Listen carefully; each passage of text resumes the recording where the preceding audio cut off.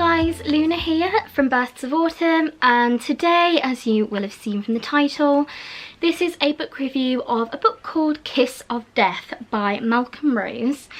It is not a new book, it is quite an old book, and I think it's fantastic.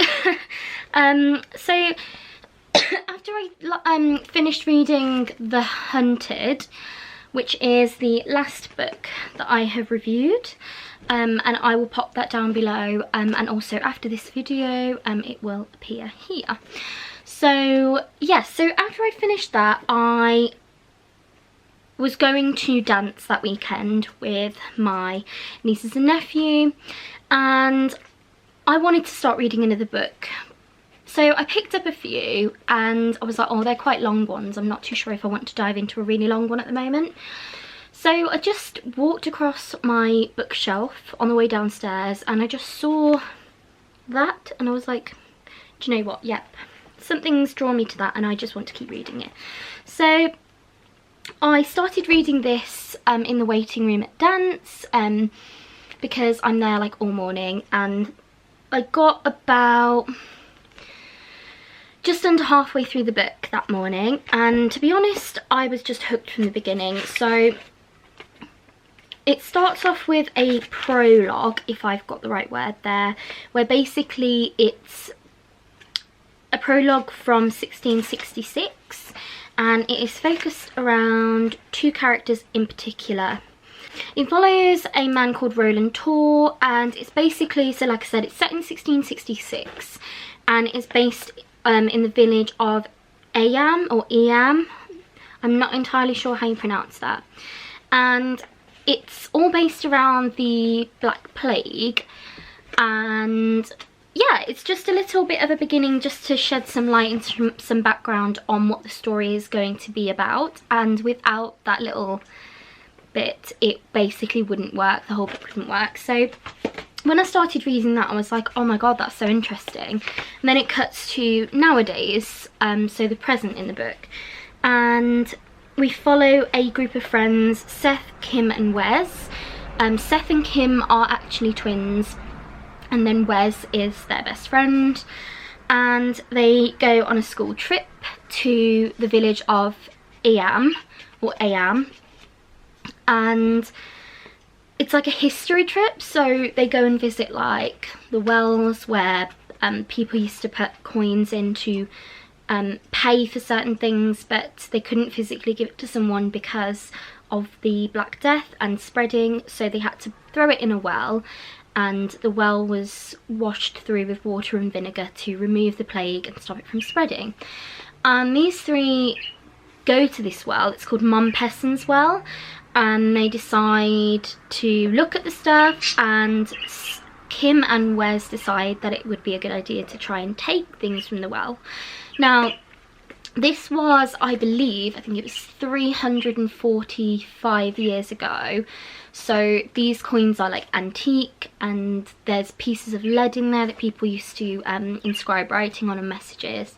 So they decide to take it and they go and get it valued, and the person says, wow, this is an original, for these coins I'll give you this much money, but for the lead that needs to go back, and basically it needs to stay in its place because history is not always kind and you do need to keep things where they originally were. But Kim and Wes don't care about stuff like that. I know you agree, Victor. Just my budgie Victor. And basically these things catch up on them. I'm not going to ruin the whole plot because, well, I don't want to, but basically they get their karma, for want of a better word, and Seth, the third one, who didn't think it was a good idea in the first place, basically wants to try and fix it. I really like the book. I like the pace of the book. I think it throws you in at like the deep end. It starts off, it's very matter of fact, there's no fanning around. And it's very, this happens, this happens, this happens, and I really like the way it's written. It's very simply written, it's a very easy read, and again I say that as a compliment. It's quite a short book as well. I read it in 3 days, but that's because the last 2 days I've only read it slightly just before bed, like a few chapters. I could have read this in a day easily if I had a whole day to read it.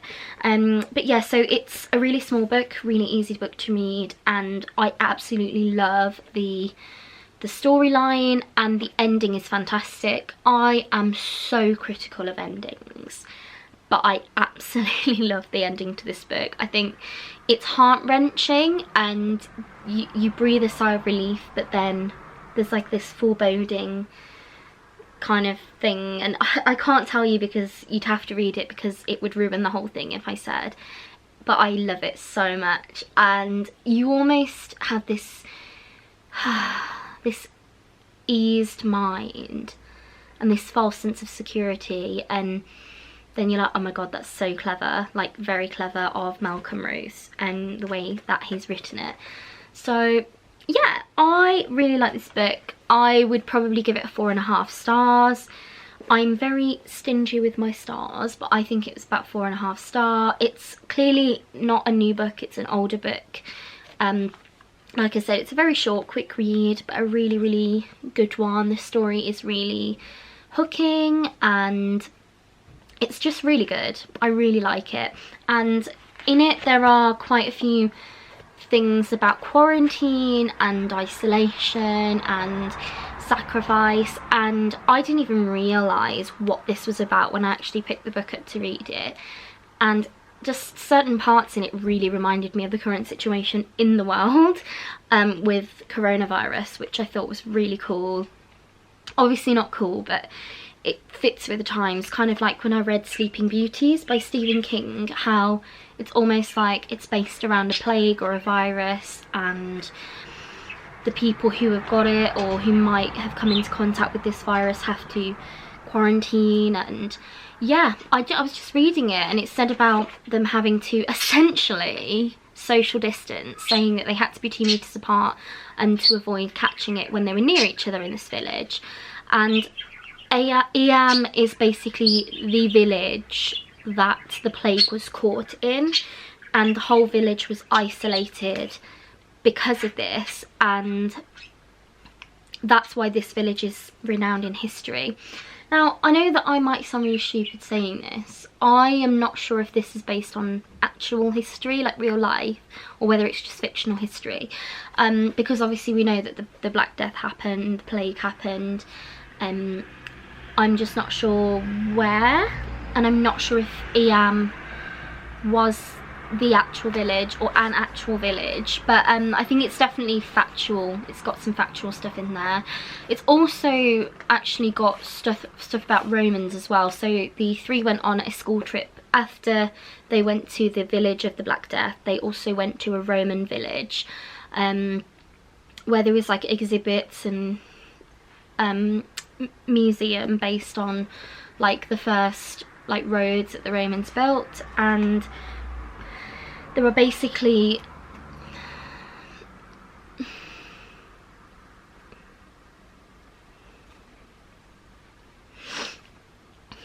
sorry, I'm gonna try and keep that in there because basically it's a tick, and it's the stimming that I do when my anxiety and my autistic ways happen. Trying to normalize this kind of thing. Yes, so there are basically like coffins, sarcophagus, no, they won't be sarcophagus. It's like, they're like stone coffins, and some of them are obviously like weathered, and they saw like another piece of lead with like inscribed stuff on it.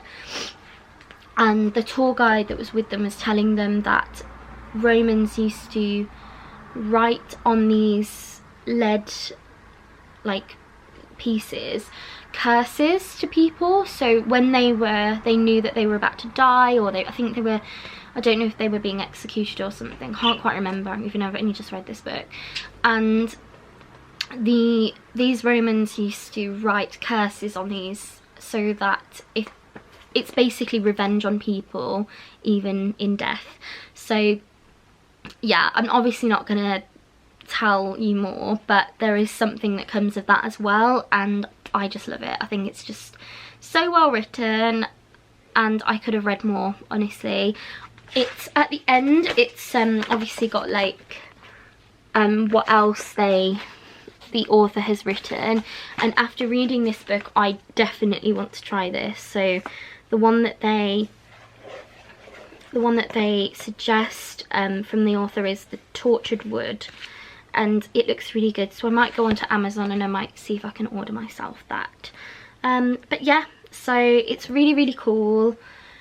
Historical, like it's got a lot of history about it within the book, and it's also present day, and yeah, it's just a really good book. And if you're looking for a quick read, then I highly suggest this. It is not too gruesome, but it has got a few gory details in there, and it's also got health things in there. So if you are triggered by health and severe illness, such as, you know, the plague in history and viruses, then just read with caution.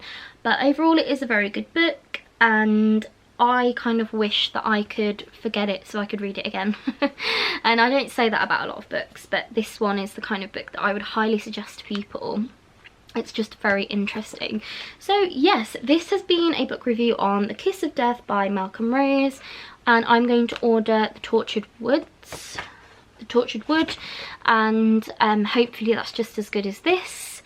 I've not really done that where I've read by the same author. Most of the books are separate authors. So yes, I hope you've enjoyed this review. If you have, I would love it if you could let me know in the comments.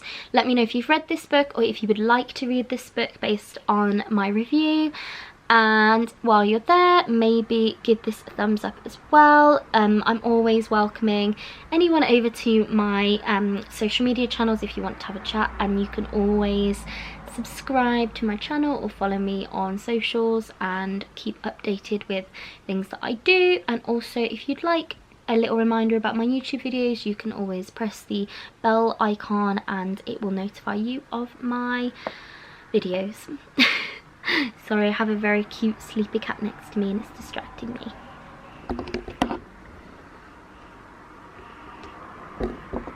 So cute. Mind my messy room. But yes, so I hope that you've enjoyed this. Thank you so much for watching, and yeah, have a great day, week, month, year and life, and I love you lots and very, very much appreciate you taking your time.